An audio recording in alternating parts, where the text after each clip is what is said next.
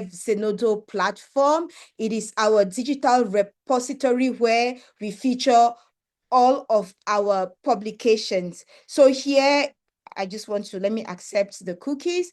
So as you can see, we published this report on the 17th of April, and so far, more than 1,000 health workers contributed their experiences towards this report. And so far, we have only 210 downloads. So I want to encourage you, if you are here with us and you have not yet downloaded this report, please go ahead and do so. Click on the link in the chat. Here you can see an abstract of what is in the report. And if you scroll downwards, you'll get an overview.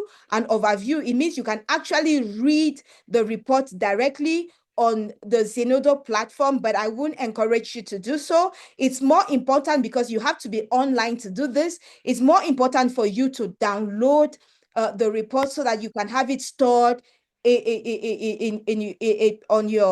on your laptop or in your phone. So what I'll do is I'll click on the download button to download a PDF version of the file.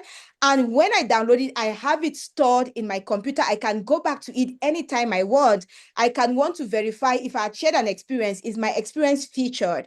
What can the report tell me about experiences from Ghana on the fight against malaria, experiences from Nigeria, experiences from Kenya, experiences from all over the world when it comes to the introduction of the malaria vaccine? So I'll click on download, and then you can select where you want the report to be stored on your PC or on your phone. So I'll leave it in my downloads folder for the moment. So, and then I just need to click on the save button. So once that is done, you can see that the Teach to Reach English Malaria Turning the Tide, it has actually been downloaded on my computer, and it's stored in my downloads folder. So please go ahead and click on the link if you have not yet done so.